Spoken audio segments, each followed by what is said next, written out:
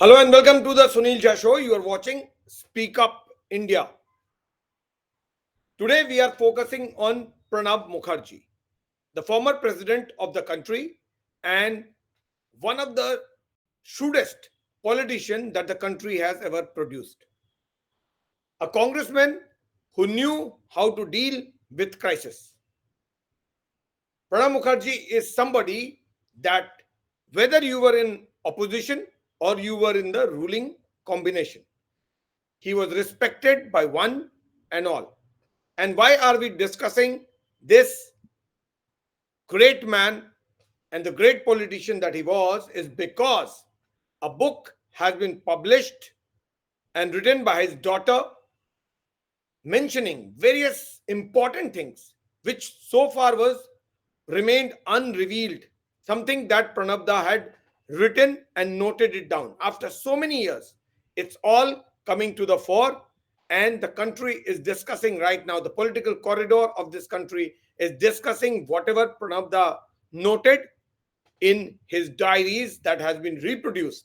A part of it, a few notings have been reproduced by his daughter, who herself was a Congress politician till just a few years ago, and she finally quit. Now, Pranab Mukherjee, as the pictures reveal, was close to everyone that he worked with, whether from the Congress party or from the opposition.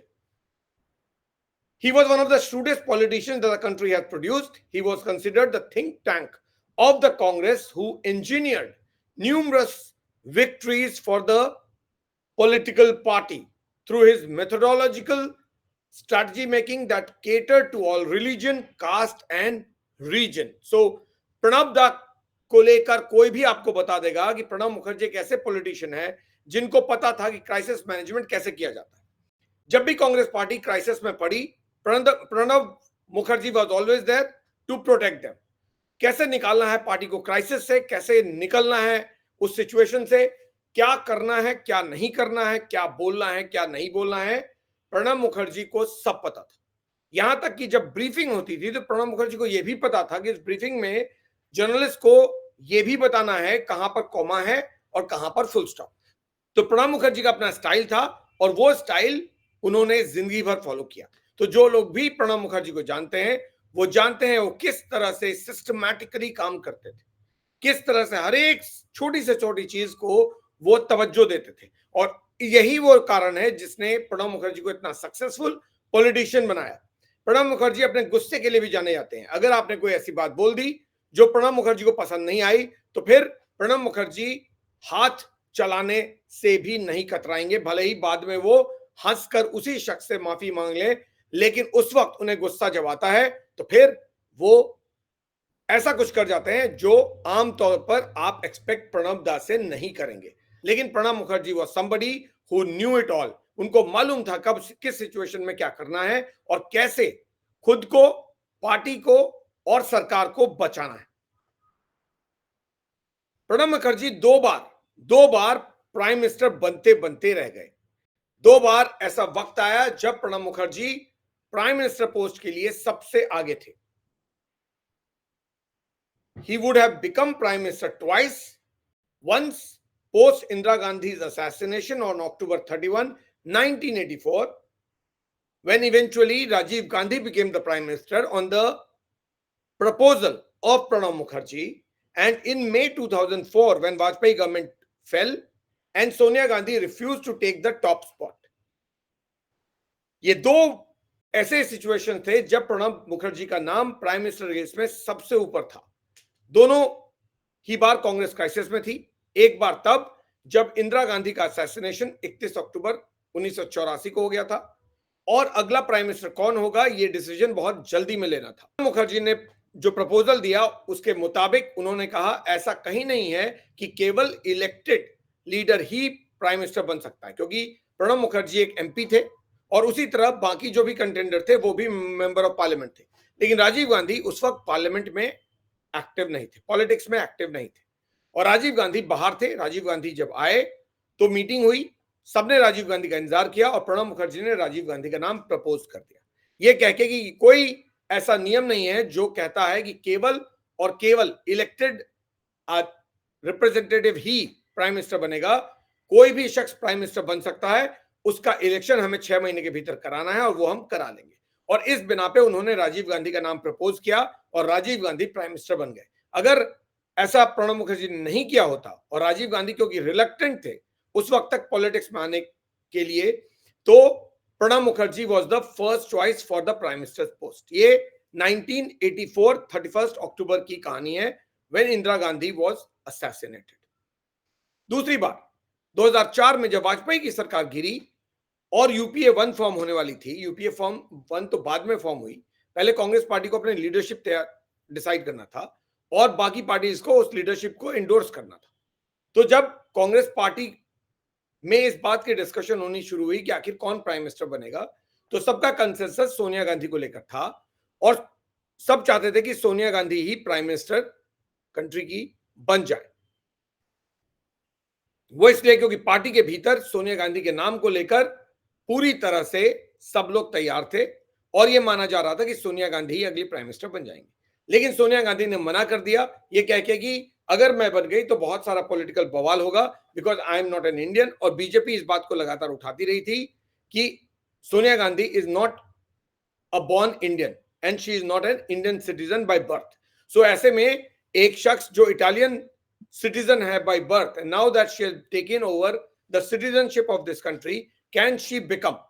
और उस ground पे उन्होंने मना कर दिया prime minister बनने से सोनिया गांधी ने 2004 में। और तब फिर सवाल आया कि आखिर कौन प्राइम मिनिस्टर बनेगा। दो नाम फिर आए, उनमें प्रणब मुखर्जी का नाम पहला था और दूसरा नाम था मनमोहन सिंह का। डॉक्टर मनमोहन सिंह का नाम उन्होंने फाइनेंस मिनिस्टर के तौर पे संभाला था। सबसे सीनियर मिनिस्टर जिनको सबसे ज्यादा एक्सपीरियंस था वो प्रणब मुखर्जी थे। पार्टी में सबसे सीनियर लीडर प्रणब मुखर्जी थे और इसीलिए लोगों को लग रहा था कि प्रणब मुखर्जी बन जाएंगे, लेकिन प्रणब मुखर्जी नहीं बने। 2 बार प्रणब मुखर्जी ने ट्रेन मिस कर दी, लेकिन इस बात का मलाल प्रणब मुखर्जी को कभी नहीं रहा। अब ये सारी बातें हम आज क्यों कर रहे हैं? क्योंकि प्रणब मुखर्जी की बेटी ने उनको लेकर एक किताब लिखी है जिसका नाम प्रणब माय फादर है। और ये शर्मिष्ठा मुखर्जी जो कांग्रेस की पॉलिटिशियन कुछ साल पहले तक थी, अभी पॉलिटिक्स में एक्टिव नहीं है और प्रणब मुखर्जी के जिंदगी को लेकर सब कुछ जानती है।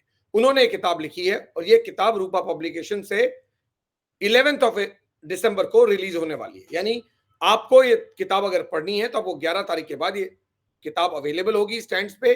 रूपा पब्लिकेशन इस किताब को प्रोड्यूस कर रहा है और शर्मिष्ठा मुखर्जी ने, प्रणब मुखर्जी की बेटी ने इस किताब को लिखा है। और ये किताब को लेकर शर्मिष्ठा मुखर्जी ने कल एक इंटरव्यू दिया था, उसके बाद से इसको लेकर चर्चा लगातार हो रही है और अभी पॉलिटिकल कॉरिडोर में इस बात की के बारे में सब जानना चाहते हैं कि आखिर प्रणब मुखर्जी ने, जो कि प्रेसिडेंट ऑफ इंडिया बन गए फाइनली, उन्होंने इस किताब में और जो कुछ भी उनकी बेटी ने लिखा है उसमें प्रणब मुखर्जी ने क्या कुछ बताया है। तो भले ही किताब उनकी बेटी ने लिखी हो, लेकिन चर्चा प्रणब मुखर्जी की है क्योंकि प्रणब मुखर्जी को कांग्रेस के बारे में इन एंड आउट सब कुछ पता था। तो फिर प्रणब मुखर्जी ने आखिर क्या लिखा है, तो मैं आपको बताऊंगा डिटेल में कि क्या वो इंपॉर्टेंट चीजें हैं जो प्रणब मुखर्जी ने इस किताब में लिखी है। और आपको काफी न केवल इंटरेस्टिंग लगेगा बल्कि आपको कुछ चीजें बहुत शॉकिंग भी लगेगी। खास करके प्रणब मुखर्जी ने गांधी फैमिली को लेकर बहुत सारी बातें बताई। उन्होंने पीएम मोदी को लेकर भी बात की है और उन्होंने कांग्रेस पार्टी और पूरा जो current generation of Congress man है उनको लेकर भी बात की है। उन्होंने राहुल गांधी के कोठरी की भी बात की है, राहुल गांधी के बिहेवियर की बात भी की है और सोनिया गांधी का जो अप्रोच था उसको लेकर भी बात की है। उन्होंने इस बात को लेकर भी बात की है कि क्या वो प्राइम मिनिस्टर बनना चाहते थे। तो बहुत डिटेल में उन्होंने अपनी नोटिंग्स डायरी में लिखी थी जिसको शर्मिष्ठा मुखर्जी ने रिप्रोड्यूस किया है इस किताब में, जिसका नाम प्रणब माय फादर है। Pranab Mukherjee was always considered one of the most deserving candidates for the PM's post, but was not made one because he was a person with an independent mind. He had mind of his own. वो कभी influence नहीं होते थे, चाहे party के leaders ही क्यों ना बोले, चाहे टॉप लीडरशिप क्यों ना बोले, प्रणब मुखर्जी वही करेंगे जो उनको सही लगता है. So he was a man with his own mind. He was an independent person with an independent mind. वो कोटरी, वो पार्टी हाईकमान, वो क्या सोच रहे हैं इससे उनको मतलब नहीं था. He knew what he meant and he always thought of the party. और इसीलिए शायद वो नहीं बन पाए. अल्टीमेटली प्रणब मुखर्जी कांग्रेसी थे और जो भी पार्टी ने डिसाइड किया वो उन्होंने उसको सिर झुका के एक्सेप्ट किया। प्रणब मुखर्जी को लेकर ये बात आज नहीं हो रही है। प्रणब मुखर्जी जब प्रेसिडेंट बने थे उससे पहले भी लगातार प्रणब मुखर्जी को लेकर बहुत बार बात होती रही कि प्रणब मुखर्जी आखिर क्यों प्राइम मिनिस्टर नहीं बन रहे या प्रणब मुखर्जी को क्यों टॉप पोजीशन नहीं दिया जाता। उस वक्त भी ये बात हो रही थी कि शायद गांधी फैमिली प्रणब मुखर्जी को उस तरह से ट्रस्ट नहीं करती जिस तरह से बाकियों को करती है, क्योंकि बाकी जो थे वो करते जो गांधी फैमिली कहती या पार्टी हाईकमान कहती, लेकिन with Pranab Mukherjee was a unpredictable person. वो वही करते जो उनको सही लगता। ऐसे में शायद बाकी को या सेटअप को प्रणब मुखर्जी सूट नहीं करते। ये बातें पॉलिटिकल कॉरिडोर में डिस्कस होती थी, लेकिन इसको लेकर कोई ऑफिशियल वर्ड या कोई वर्जन प्रणब मुखर्जी का आज तक कभी अवेलेबल हो ऐसा नहीं है, लेकिन इस किताब में उसका भी जिक्र है।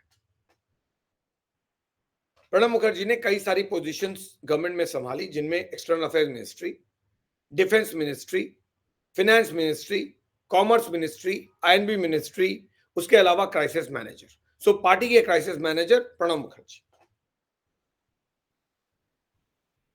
फाइनली व्हेन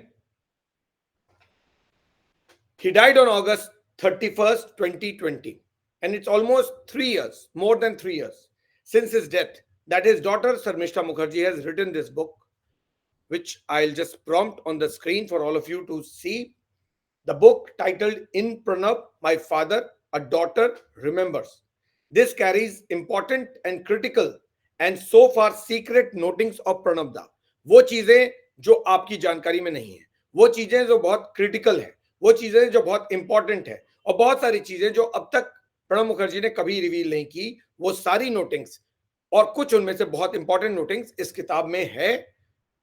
391 पेज की ये बुक है और ये बुक 11th के बाद स्टैंड्स में अवेलेबल होगी, आप सब लोग पढ़ सकते हैं। गुड नाइट, शबा खैर, and take care of your health.